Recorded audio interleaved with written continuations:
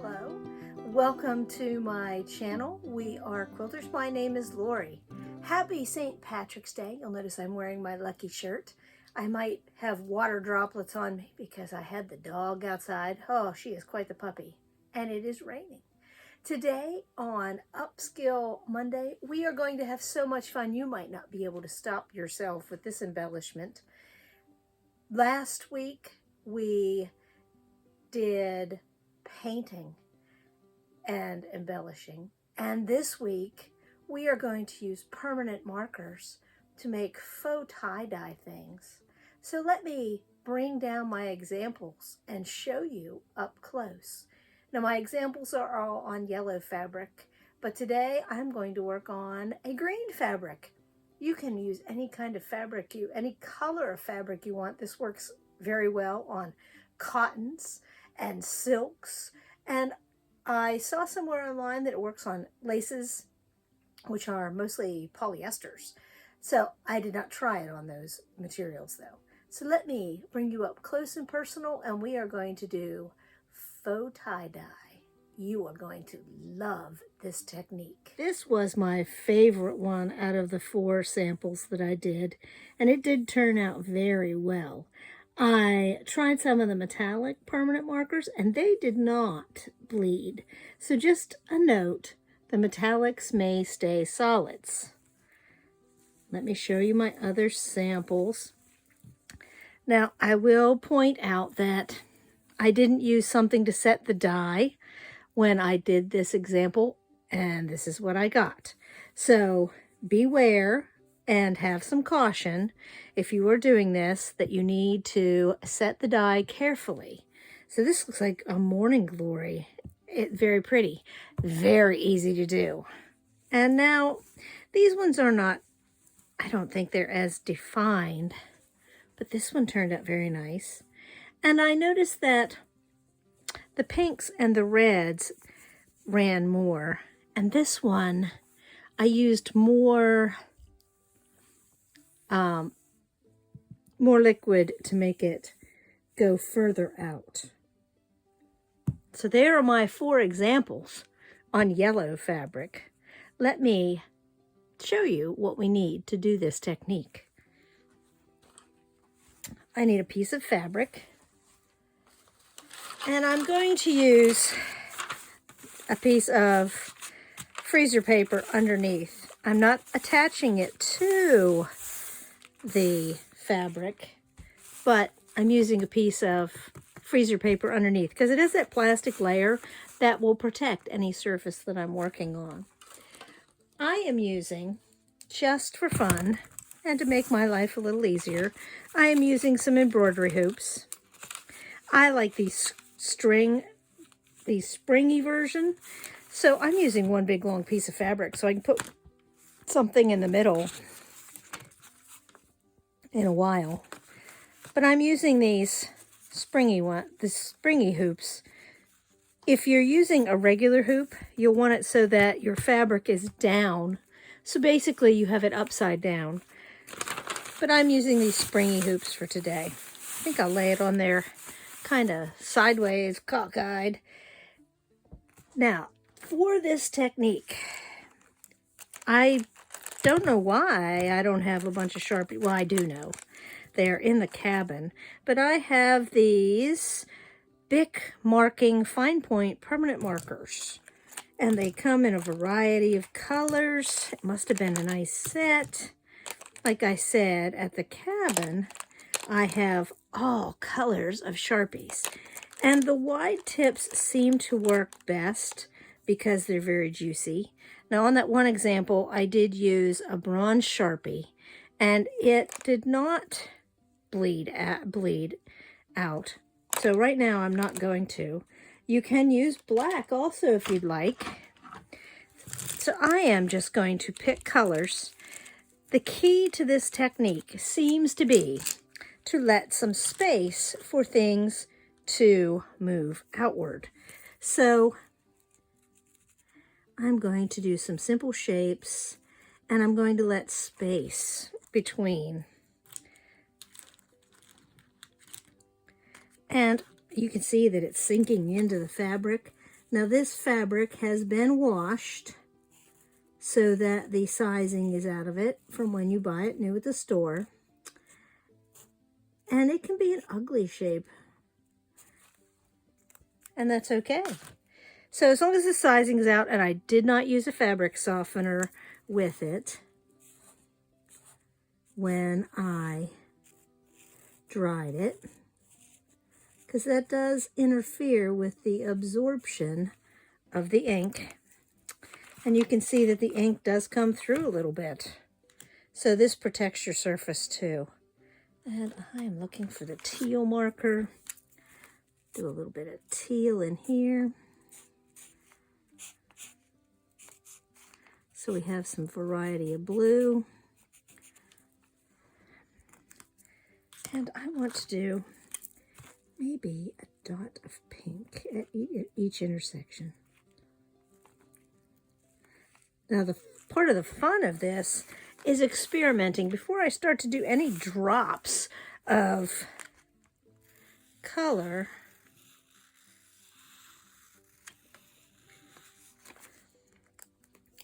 I am going to do both designs.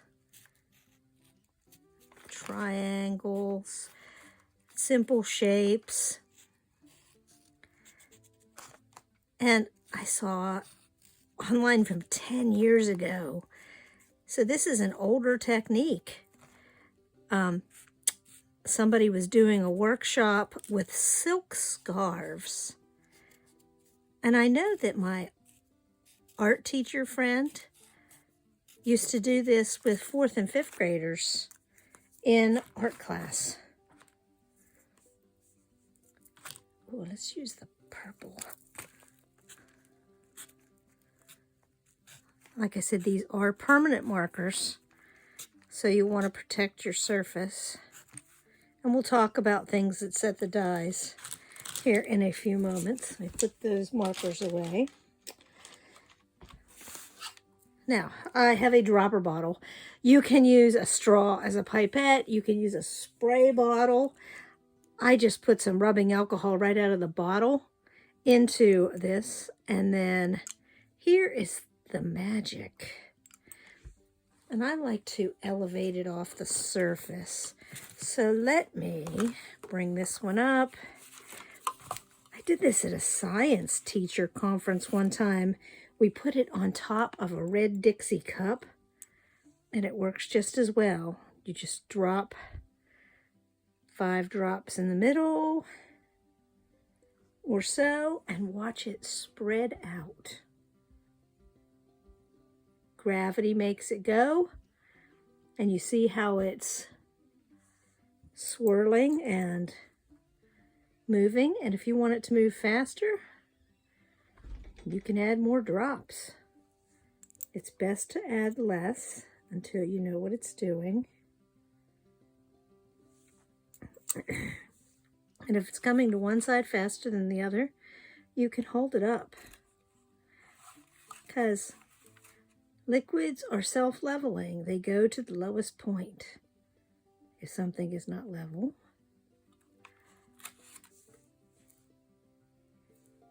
This one looks almost like a rose, doesn't it?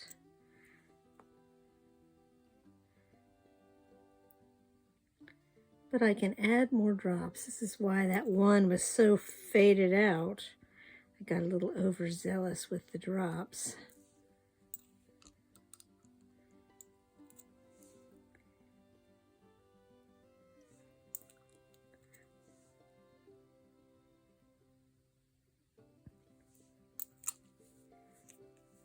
Ah, there we go.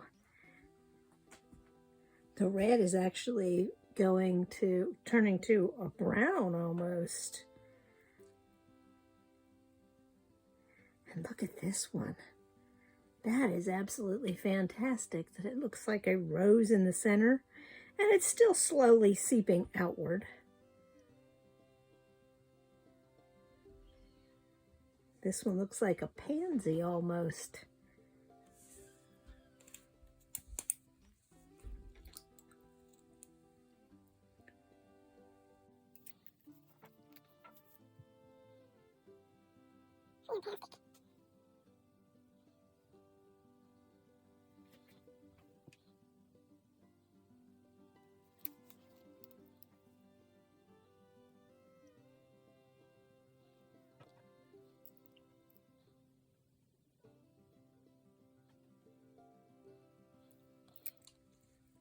And I can see the green showing through a little bit. That adds to the look.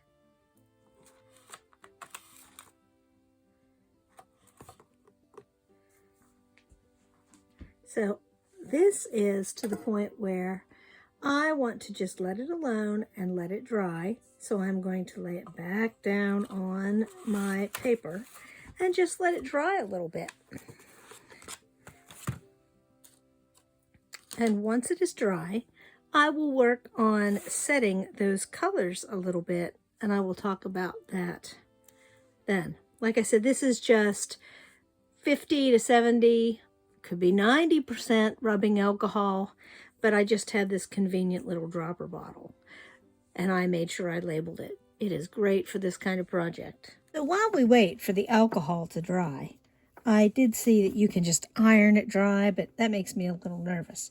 So while I'm waiting for that to dry before I iron it, I'm going to make one of my practice blocks into a block that I can use on my crazy quilt. And I'm going to, I think this would make a great diamond shape, but I also want to, I don't want a big empty space. So I'm going to sew a piece there first. And I have, let me remove this.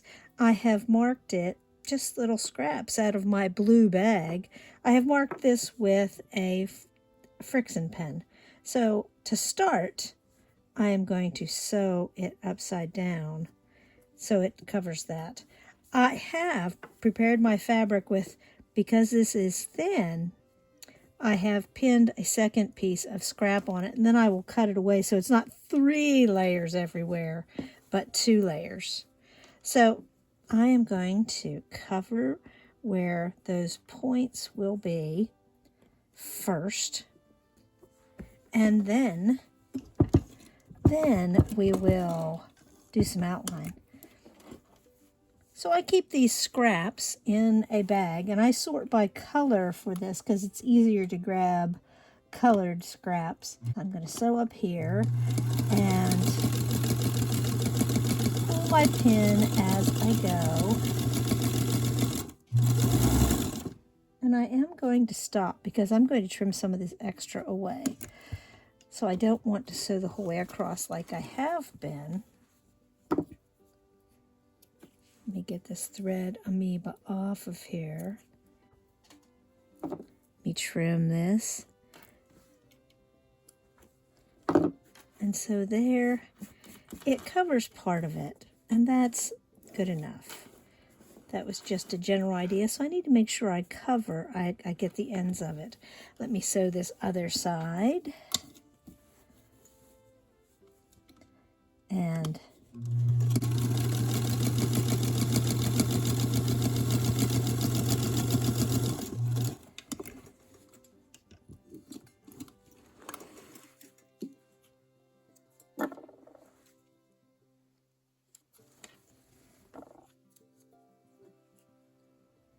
get rid of those extra threads, and we'll pull that pin. And I am laying that a little flat. And I could, if it bothers me, I could pin that a little flat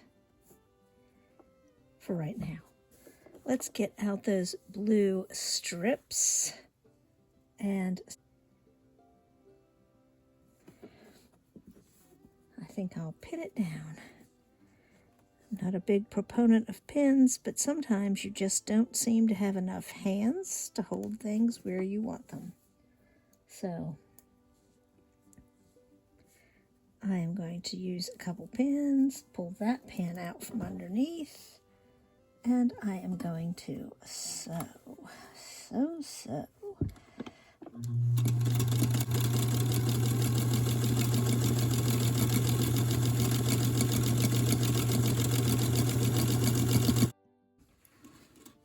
since I'm off that second piece of fabric in the back, I'm just going to sew straight to the edge.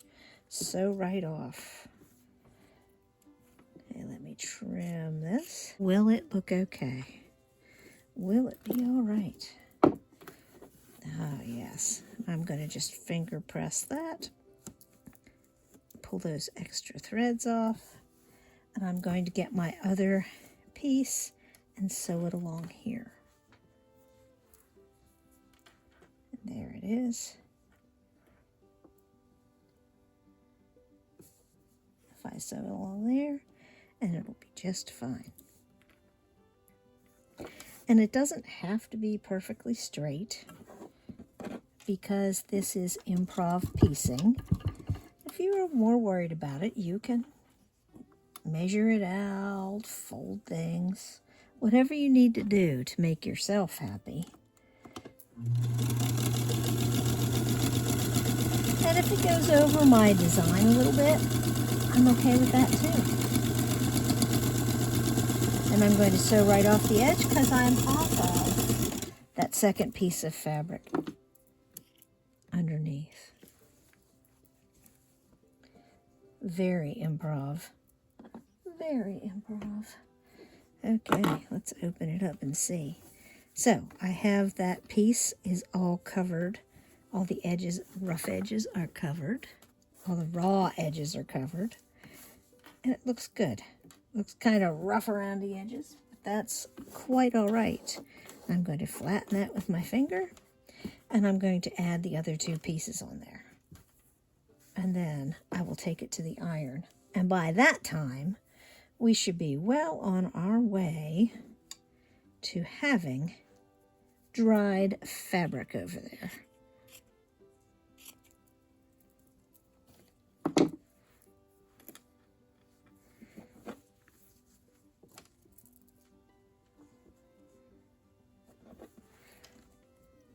Those first couple of pieces, I felt the need to pin.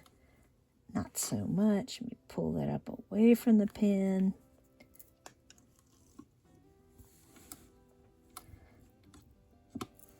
Put my 1/4 inch seam on here.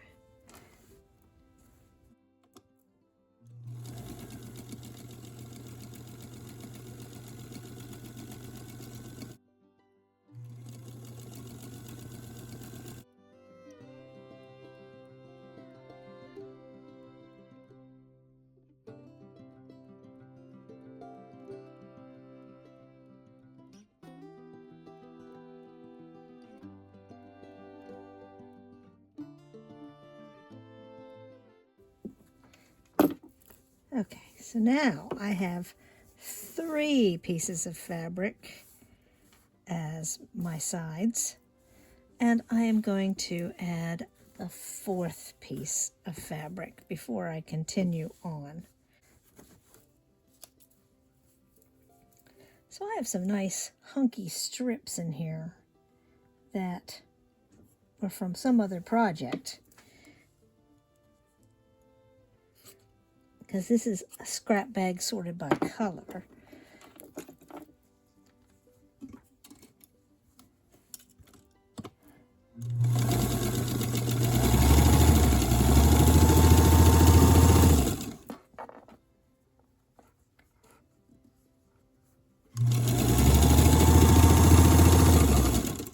And I'm going to pull that pin so I don't sew over the top of it. And I'm going to sew right off the corner.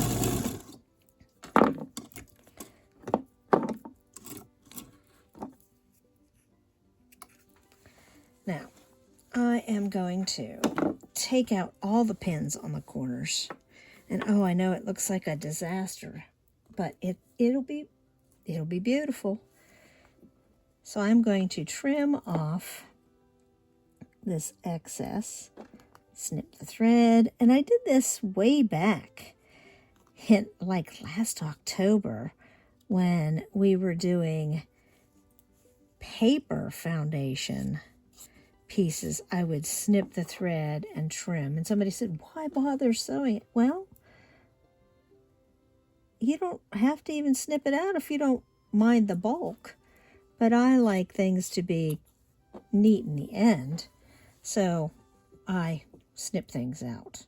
But that's, you know, entirely up to you. We're about to get back to the other block here in a moment. Okay, so it is still rough because it needs ironed, but I am going to go on the back here and I'm going to trim away some of this excess. Let me get the bigger scissors. I'm going to trim away some of this excess fabric. It's the only place I need an extra layer is here in the middle where the flower is. So I'm trimming away some of this extra. I probably should have trimmed it away before, but I didn't. Now I have more scraps.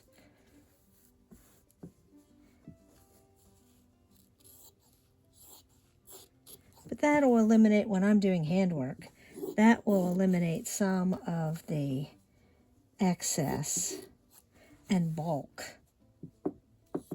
underneath. And oh, I hate threads. I hate extra threads everywhere. I do. So I am going to eliminate some of those, because I just can't stand those.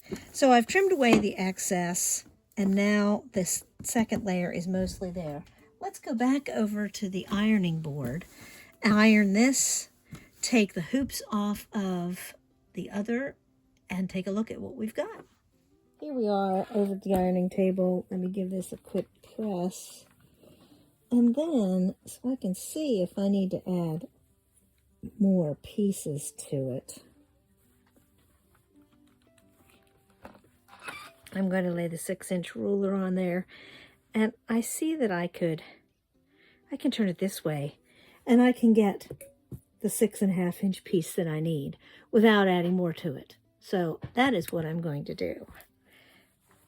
Let's take a look at the pieces we made today. Here they are.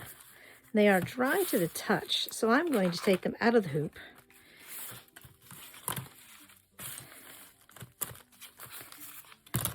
Oops. I am not ironing them on this because I don't want that stuck to it. I am using some craft paper from a tablet from the Dollar Tree, and just to protect my ironing surface, because I have not set the stitch or set the color in any way. So I'm going to heat set it first. Oh, I like the way this one has turned out. And then I'm going to show you some other ways you can set the color also. Here I have the ingredients to set the dyes. You're thinking, what? According to my experiment, you take a bowl, fill it part of the way full, most of the way full, but you leave enough space that you have room for your fabric. You add 1 cup of plain white distilled vinegar. Cider vinegar or other vinegar will not work for this. 1 cup. And it doesn't have to be exactly perfect. And then you are going to add 1 tablespoon of salt until it is dissolved. I forgot my measuring spoon. Hang on, I'll be right back. I am back. 1 tablespoon of salt. Just plain old salt. And I add it in there. And I'm going to stir it with a wooden spoon, because that's what I happen to have handy, until I see that all the salt is dissolved in the bottom. The water is cold water. You never want to use warm water to set dyes, because it will just make them bleed. Now, as I'm stirring this, let me tell you, there are some products that are commercially available that I have used in the past that have worked. Let me pop those up on the screen. I borrowed pictures from Amazon, and I'm sure they are available at Walmart. So now I am ready to add my fabric. let me get that ready and stick it in there.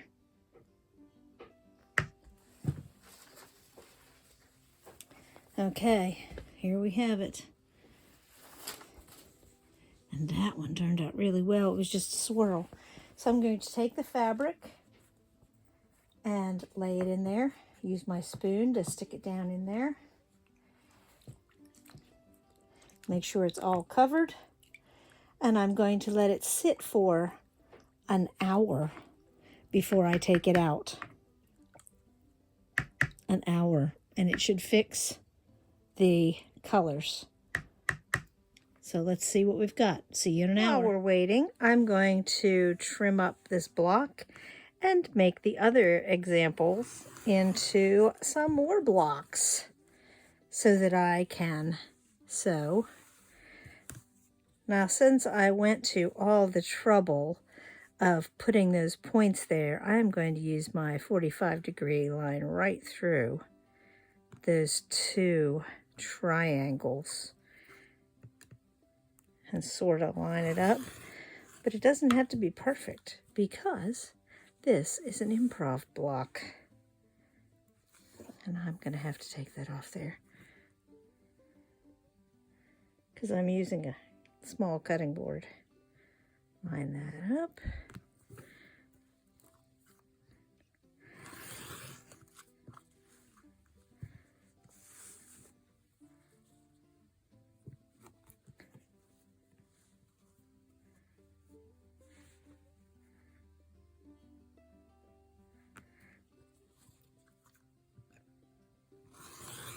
And there I have the 6.5-inch block with foundation pieces underneath. And I could even cut those away if I wanted to. But if I'm going to add beads or other things with weight, I'm going to let those under there because that won't show when it's all said and done. So I like that. I'm going to go add that to the pile of things to embellish. And I'm going to go make some more blocks while I wait for this for an hour. 1 hour. See you in an hour. Bye.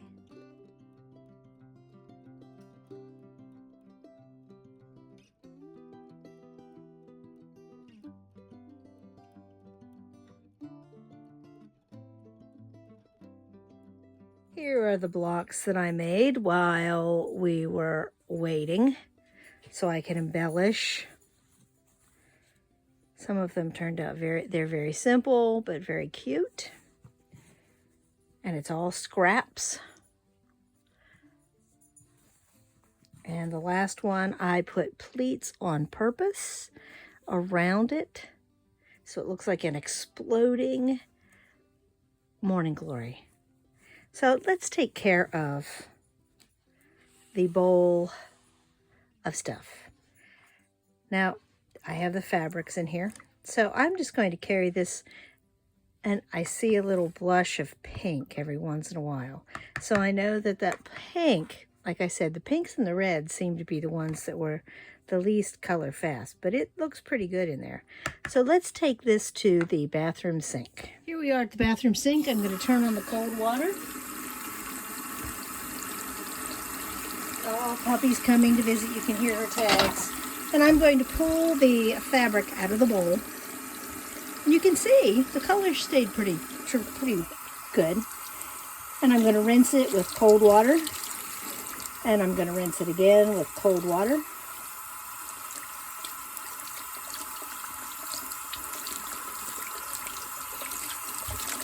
And again with cold water.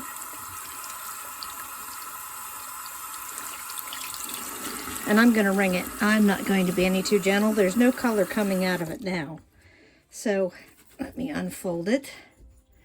That's what it looks like. That's what it looks like. I can see this is where the pink came from. A little bit of color bleed there. I'm going to throw this piece of fabric in the dryer and let it cook some more. Come here, honey. Come here. Right here. No. Sit. Sit. Sit. Good girl. Good girl. while those blocks are in the dryer finishing up, let me just, and there's the cute little blocks that I made, let me just remind you that this might, depending on your markers, have a little bit of color bleed, but once you set the dyes, it should be okay. You should always use something to set the dye, vinegar and salt and water, or a chemical product like Retain or other things made by the people that make dye. You can use it when you tie dye. Or the other thing I am planning on doing, the reason I am not going to be afraid to use these blocks in my crazy quilt, is that when I wash this quilt, I always throw in a color catcher to make sure if there's any loose dye. And I only wash in cold on a gentle cycle with a gentle soap. So I will make sure that I throw in a color catcher like these to make sure that if there's any dye, that it comes out and goes on this sheet, not on the rest of the quilt. So I'm not going to be afraid to use this technique and these blocks in my crazy quilt. I hope you enjoy and you have lots of fun, because I don't want to stop once I get started making these kind of blocks. The possibilities are endless. So let me show you the finished dried block. I hope you have a good Upskill Monday. Go get out your markers and rubbing alcohol and have a blast. See you on Wednesday for Study in Scarlet. Bye.